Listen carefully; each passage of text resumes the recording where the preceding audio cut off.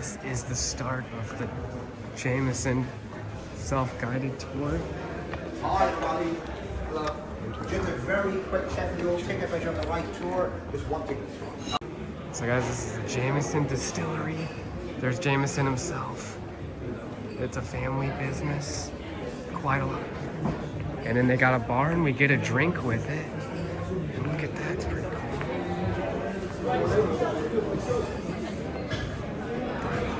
I haven't been by. Wow. Oh wow.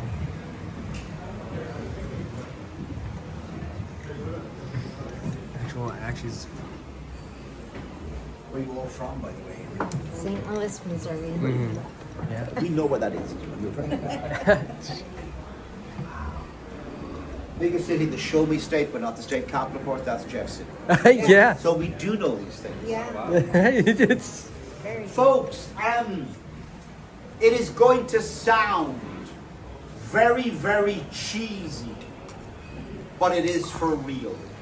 It is an absolute pleasure to say to you all, you are very, very welcome to the Jameson Distillery here in Bow Street. Now, my name is Niall, looking after you today, and every tour begins with good news and bad news. The good news is a whiskey tasting for everybody. Bad news, it's at the end, so you have to listen to me first. Will you please make sure that your mobile phone, cell phone, GSM, or handy is on silent for the duration. Keep your phone on, that is never a problem. Just have them on silent. People use their phones to take photographs and video, and on that count there are no restrictions. I love questions, but the way the tour is laid out is not very good for asking questions during the tour. If you have any questions, remember them. And when we get to the tasting, I'm only too happy to take them. My friends, in a few seconds, we're going to go to the curtain into story. The story we tell is the story of John. A bit of the story of the company, of the family, a bit of the story of Irish whiskey. Now it is in different chapters. And one of the chapters is called Troubling Times. When you see the words Troubling Times, it'll be followed by 7 seconds of flashing lights. If anybody has an issue with flashing lights, feel free to leave, move, turn away. Your best bet, cover your eyes. I'm seating inside for 9 or 10 people. If you're not seated, please be on the other side of the rail looking down on the table. So my friends, you're going to go to the curtain. It's straight ahead for the seating, or go right or go left, go around the back. If you're going to go around the back, just be aware there's a step on each side. Please be careful of the step. Mind the step. Anybody drinking on the tour, which is just about everybody, you are of course in Jameson. This is not a problem. All we ask is please, do not leave any empty glasses in the rooms. I have tables between rooms saying empty glasses here. If the glasses, bottles, cups, whatever are empty now, just leave the empties in this area and they'll all be cleared away. So my friends, let us do this and watch the step.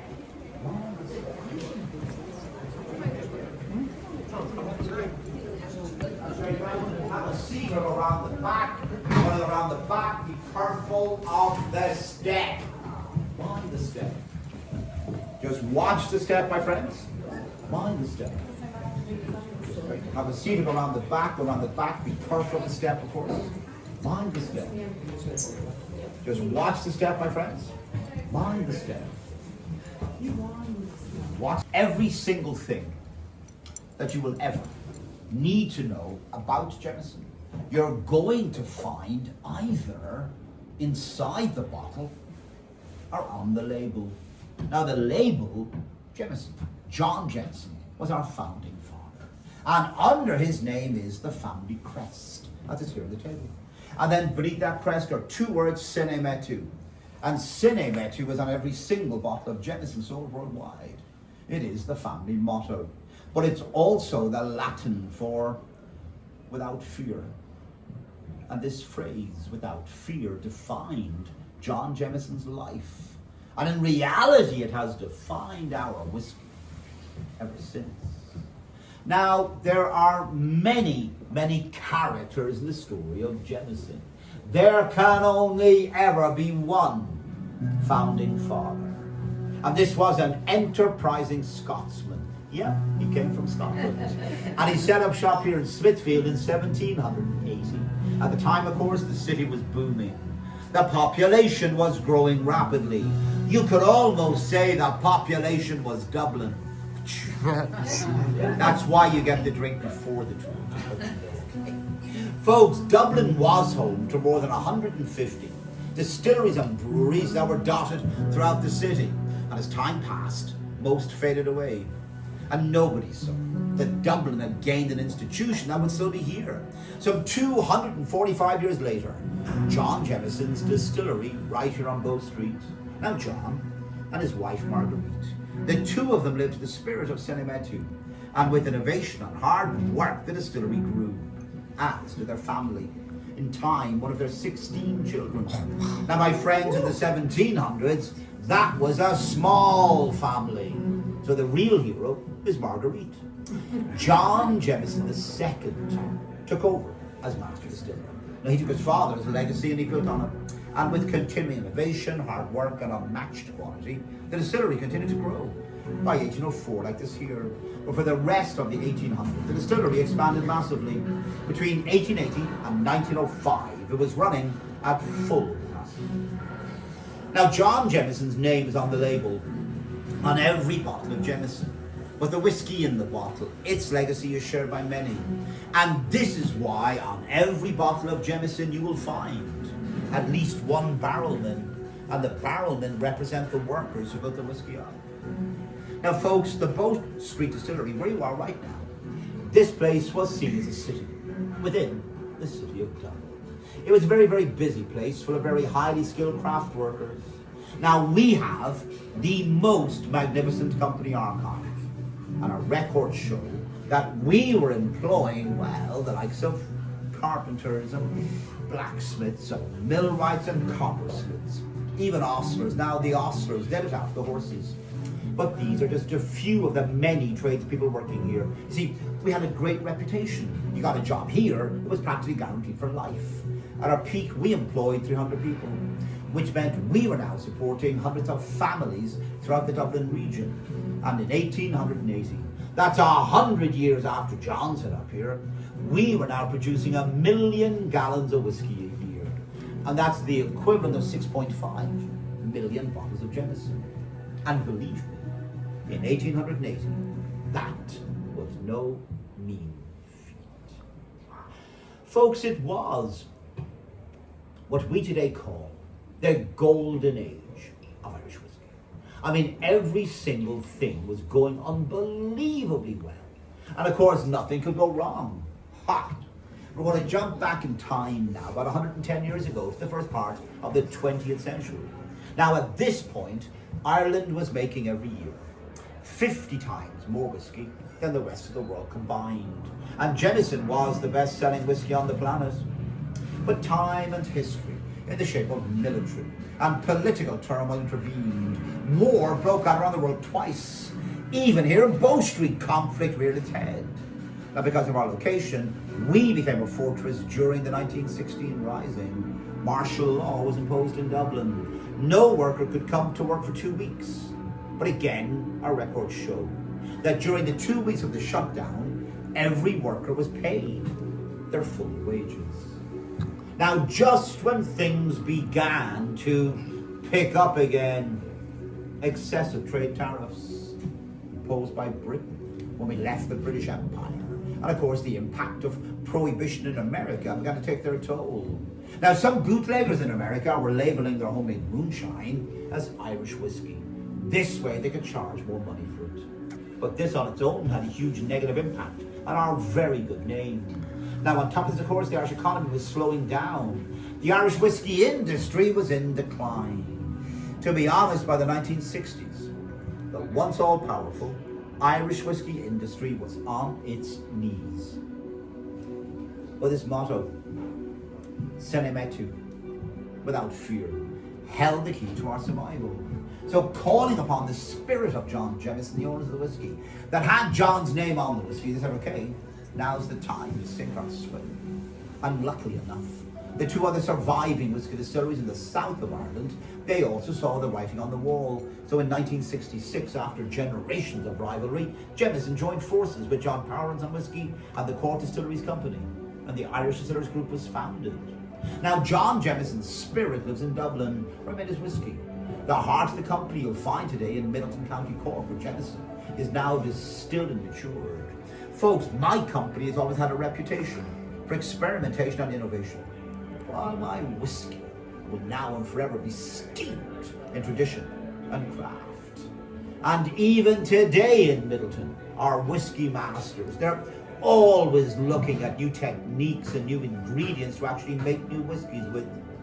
But everybody, the real story of Jameson, it's all about our people. It's about our whiskey makers, about our whiskey masters. It's about every person worldwide who actually enjoys, well, the taste of Jameson. And of course it's about our barrel men. It's about every member of my company keeps building on 245 years of unbroken distilling history. And you know what? It keeps coming right back to my bottle. The name, of course, John Jameson, and his motto. And even today in the 21st century, Sine Metu, without fear, is something we in Jameson, on a daily basis, try to live up to. So my friends, bit of the man, bit of the company, any questions, remember them. And when we get to the tasting, I'm only too happy to take them. Now folks, our next stop is process. We talk about how we make Jameson. We're going to go to the curtain behind. We're going to cross the corridor into our process room. When we get there, you see there are 5 tables. I've got room for up to 6 people at each table. That's 3 people on each side. This means I have room for 30 people. I have 20 people on the tour. Plenty of room for everybody. So you've figured out by now, I like talking. I'm going to talk about things on the board. It's going to go gently left to right. This is very important. If you cannot see the board clearly, please feel free to move around the room until you can see the board. That is not a problem. We will come back to the table every time to do things, smell things and spray things and stuff like that. Folks, when it comes to whiskey making, there is a lot to unpack. I'm talking everything from origin story to ingredients and everything that's in between. When it comes right down to it, whiskey is simply a combination of science and art. And today in Middleton, our whiskey masters, they oversee the process of making every bottle of Jameson. Now it's in 3 parts, and the first part are ingredients.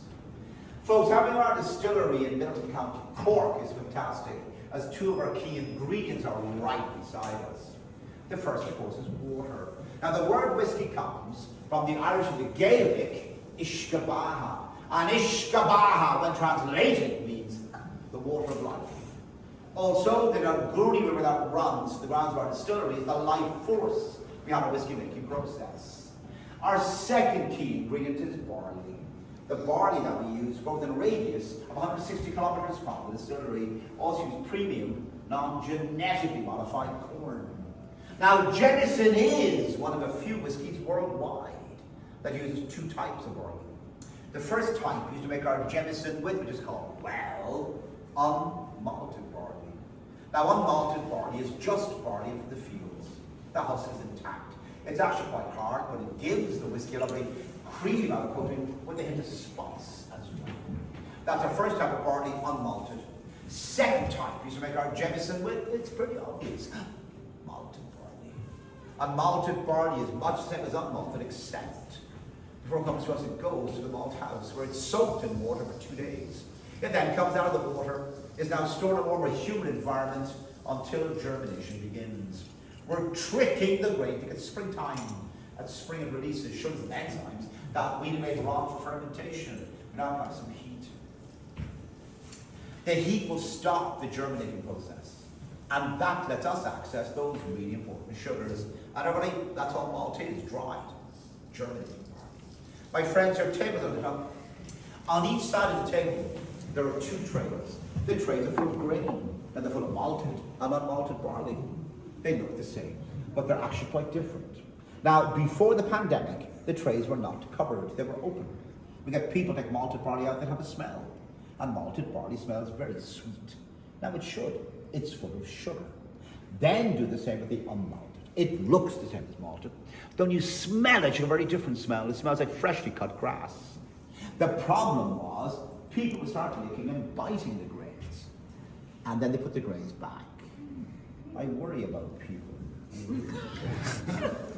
Anyway, folks, here in Jameson, we're almost, but not quite, fanatical about maintaining the crispy taste of barley. So when we dry our germinating grain, we use hot air while in Scotland. And one of our cousins will use turf for peat. Now by using turf like this, there's imparts a peaty, smoky flavour to a lot of Scottish whiskies. A few steps to go now before we get to distillation. We're going to go and grind our grains down. They're ground down into a flour that we call grist. Added now to hot water, then beaten and mashed. What we're doing here is extracting all those sugars, filter the mash, and with a liquid we call wort. It's full of sugar, so we added some yeast. Yeast eats the sugars, and as it does, so it now releases carbon dioxide or CO2. More importantly, it now releases alcohol. And folks, that's all alcohol is. It's a byproduct of yeast, which is a single-celled living organism that eats sugar. As it eats the sugar, it changes the sugar into carbon dioxide and alcohol. So if you're making gin, rum, wine, beer, vodka, or whiskey, and you don't have sugar, you basically just have coloured water. It's very important. Look, everybody. At the end of the fermentation process, we have a liquid that now contains alcohol. It is not a lot of alcohol, it's only about 10% alcohol by volume. For our American guests, that is 20 proof.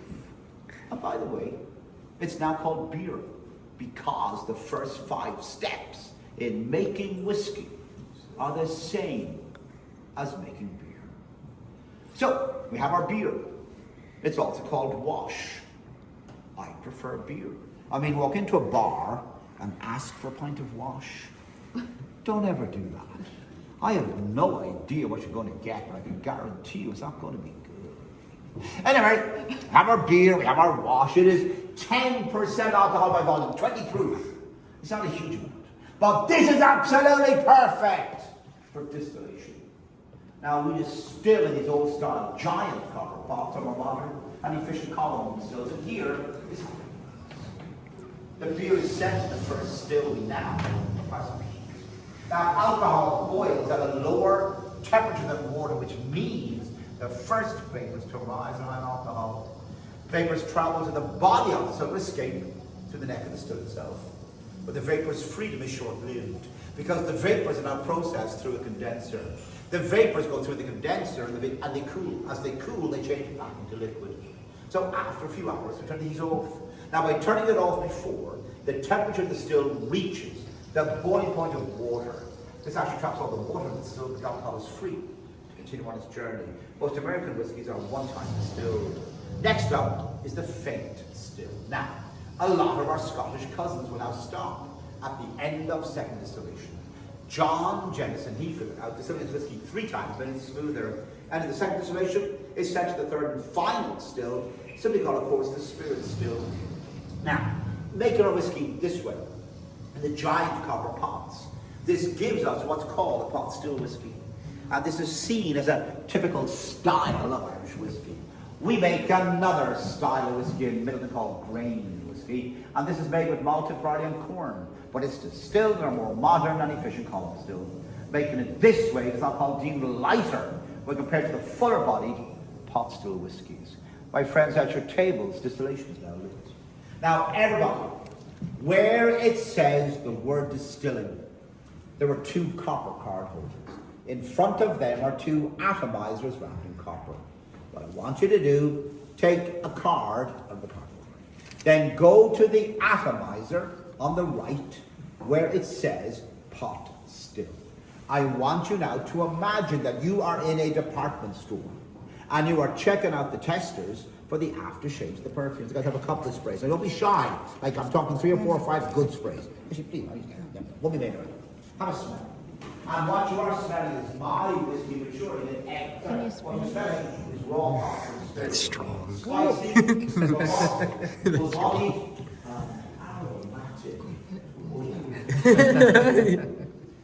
Folks, when you're done with the pot still, there's a little slot, card in the slot, take another card out, and this time go to the left, where it says column still. And columns are said to be light, delicate, fragrant, and floral, that go from shine. How's that one? I think it's better. It's less overpowering. That sounds better. That's pretty cool. Oh yeah. Folks, pot still is spicy, robust. Column still is light, delicate, fragrant, and floral. Now some prefer one or the other, but we need both to make most of our whiskies with, so we don't play favorites. And I got the answer for you. If I had more time in this room, I would actually spend it on distillation because it's fascinating. We don't have time, which is terrible. But such is life. Next step on our journey, my friends, going to be maturation. Mature our Jameson in different barrel types that are mainly imported from the United States of America and Spain.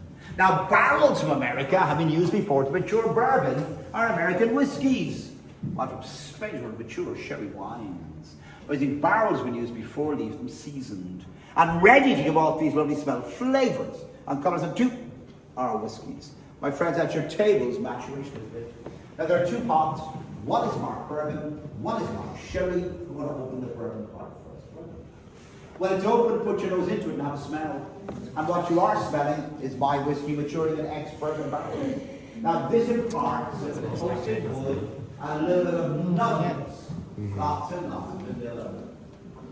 Folks, when you're done with the bourbon, do the same where it says sherry wine, and you get a very different smell. You're getting dry fruits, you're getting figs, sultanas, and raisins. Okay? Now, everybody,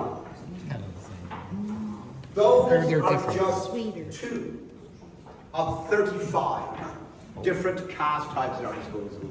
Today, my company makes in excess of 80 different whiskies, depending on what we're going to use or make. We're going to use different cask types. But the thing is, because Jameson Original in the green bottle, the alcohol in here is only matured in the bourbon and the sherry wine casks. And that is the reason why we're just talking about those 2 types on this particular trip. Look, everybody, one of the absolutely phenomenal things about Jameson is the amount of control that we have over the process. So the next thing we're going to do, we're going to go and fill some of those barrels. Now, being filled, when they are filled, are sent to the warehouses. So the warehouse spend years waiting. Time passes, and you get this great interaction with the spirit of the wood, and the true taste of the whiskey comes to the fore. At the tables, the flasks are all lit. Do nothing except look at these surprises. On the left, it's clear, it's distilled. On the right, well, notice after many years in the barrel, the color is deeper, but we are missing alcohol. Oh no. Where's the alcohol gone, you cry? Or not. This is the famous angel share. We lose about 2% a year to evaporation. This works out at about 82,000 bottles of Jameson a day evaporates with the happiest angels in the whole of Ireland. Oh yeah. Now, my friends, that is just a little bit how we actually make our whiskey. Next step is how we drink it. We're leaving here. Go through the door at the back. Do not...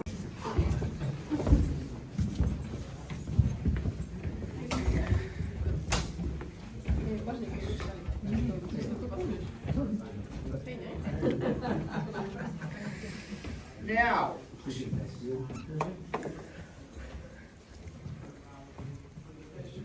that is basically it. So, sir, yeah, if you want it. My friends, remember I did say that when we got to the tasting, I would take questions. We're in tasting. Are there any questions? Go for the question, ma'am. So are your sherry casks, are they charred? Is it Now, white oak? that's actually a great question. That's a brilliant question. It really, really is, okay? And you're going to regret asking the question because I'm going to give you a lecture on that. I don't Go for it. Folks, Irish whiskey, Scottish whiskey, and American bourbon is first a legal term. You got to follow the law. Now, when it comes to bourbon, they're very, very precise in certain areas. Like, for example, for bourbon, the law says you have to make with a minimum of 51% corn. So they give you a percentage and they give you an actual grain. While Irish and Scottish law, you got to make it with grain, and that's it. They said any grain is fine. Okay. Now, when it comes to the barrels, very, very precise again. In America, you have to mature your bourbon in brand new American white oak that has been burned or charred on the inside. And why they charred the barrel? Well, American white oak is a very hard wood. It's actually so hard that the alcohol can't get into the wood to take elements from the wood. So they actually char it like with a flamethrower. This opens the wood up, okay? Now, the thing about it is, Irish and Scottish law does not mention anything. I mean, for Scottish law, you got to mature in oak barrels. It could be any oak. Irish law says you got to mature in wooden barrels, and that's basically. So there's nowhere are you mentioning char and stuff like that. Okay. So bourbon barrels by law must be charred on the inside. Now, European barrels, the sherry wine, the port wine, Madeira wine barrels, they're not charred. They're toasted. Now, how it works, very different thing. A barrel starts its life as a straight stave of wood. Now, in Europe, it takes quite a while to make a barrel. They're holding out the stave over a fire, and then they're putting water on it to make it a bit pliable. So it's nice and gently toasted, but it's not actually charred. Making sense? Mm-hmm. Okay. Any further questions or any follow-on questions? Oh, gosh. I'm happy enough? You happy with the answer, yeah? Yeah. Right, folks, if there are no more questions, the most important thing I'm going to say in the whole tour, I'm going to say now, and that is there are 3 whiskies in front of you. And if you do not wish to drink the whiskies, do not drink the whiskies.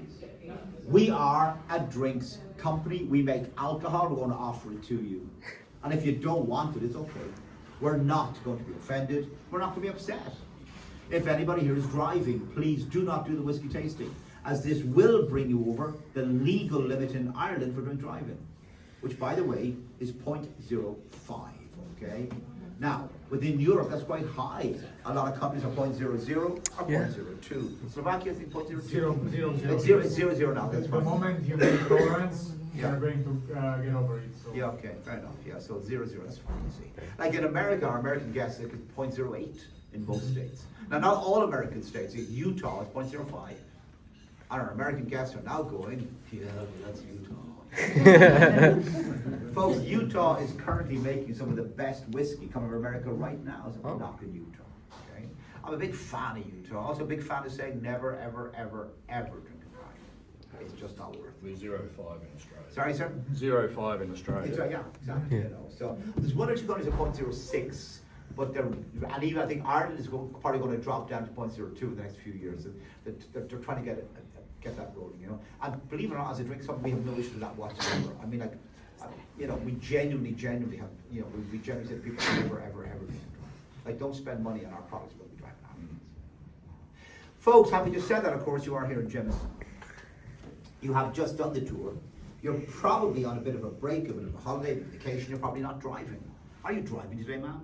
There you go. So if you are not driving and you are drinking, everything that has gone on before has been leading up to this, the taste. So today we are going to sample 3 members of the Jameson family. In the middle is Jameson Original. To the left is the Jameson Distillery Edition, and to the right is Jameson Black Barrel. All I ask is when you drink the whiskey, keep the whiskey in your mouth for a few seconds, just long enough for your taste buds to kick in. We start in the middle with Jameson Original. First things first, the smell. Now, the way you smell whiskey or any alcohol is you put your nose in the glass, you then open your mouth, and you breathe in through your nose. Why? When you open your mouth, you automatically pull open tubes of the nose, and it makes the smell more intense. On the nose, gentle, delicate floral note of spice, and lots and lots of vanilla. Folks, have a little drink or a big drink, or no drink, it's totally up to you. But guys, in the mouth, Jameson is very smooth. I mean, it is triple distilled. This is the best-selling Irish whiskey in the world. That's great. But everything about the taste of Jameson is linked to the last one. The use of the unmalted barley is what gives the whiskey the creamy mouth coating and the hint of spice. The malted barley is the biscuity cereal sweetness coming through. The use of the grain whiskey, that's the columns, so the gentle, delicate floral notes. Or the heavy, robust aromatic notes. They come from the use of the pot stills. Now folks, Jameson Original in the green bottle, okay, this is a 4-year-old whiskey. The majority of Jameson Original is distilled in the vertical or the column still. And they put that alcohol into ex-bourbon barrels from America. The minority of Jameson Original is distilled in the pot still. They put that alcohol into ex-sherry wine casks from Spain. And at the end of 4 years, in the right proportions, they're then mixed together. Okay. My friends, have a little drink of water, clear the palate. And by the way, do not wait for me to say drink the water. Drink it any time you wish. We're going to go now to the left, to the Jameson Distillery edition. Now, this is what we call an intriguing whiskey. There are whiskies of 8 to 12 years in this one, okay? The little swirl, again, nose in, mouth open. Oh, wow. Now, on the nose, it's actually quite light. Lighter than Jameson Original, even though it's a much older whiskey. But you are getting in what we call in the trade on the nose, the lovely orchard fruits. Green apple, a bit of pear, such a gooseberry. Have a little drink or a big drink, or no drink. But guys, in the mouth is not light at all. It's quite heavy. You're getting everything here from lovely juicy watermelon over to these magnificent succulent red fruits. Now this is a whiskey you can only get in this building. Nowhere else in the world, okay?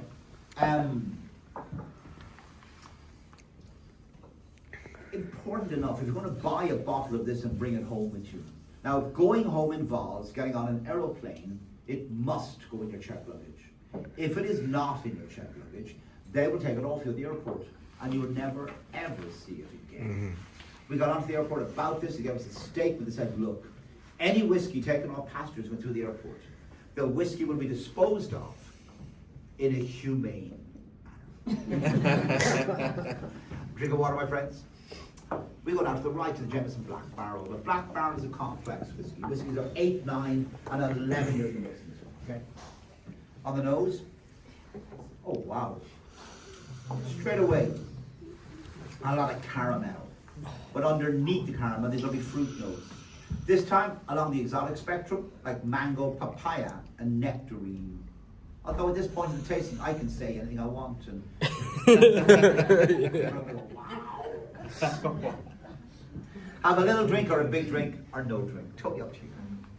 Folks, though in the mouth, butterscotch, fudge, toffee, very rich cream, lots and lots of vanilla. Folks, if you wish, you can finish the whiskies, we no longer do. My friends, in about a minute, we're going to go back downstairs. Now, downstairs are the bathrooms. The shop is downstairs, the bar is downstairs. Now, folks, go down to the shop, you're going to see lots and lots of different whiskies. Some you may never have heard of before. But just to let you know that every whiskey in the shop downstairs, they're ours. We make them in our distillery in Middleton, County Cork. We're not going to be selling anybody else's whiskey in our shop, okay? On the merchandise, the t-shirts, the hats, the jackets, the bags, you can only get our merchandise in this building or at the shop in the distillery itself. We do not sell our merchandise in the tourist shops. You walk into any tourist shop in Ireland, you're going to see lots and lots of Guinness merchandise. But you'll never, ever see any of our merchandise. My friends, the last thing I'm going to say to you is from me. And I am sure the company agrees, but it is from me. And it is thank you. And I really mean this. There are a lot of things that you can do in Dublin. And thank you for taking the time to come and see us in Bow Street. If you're staying on in Dublin, or in other parts of Ireland for a few days, have a fantastic time. Like buy an umbrella. Heading home anytime soon. Will you please have a safe journey home. Thank you so much. These are limited edition whiskeys. Amborina, M&M. Pretty cool. Oh, wow.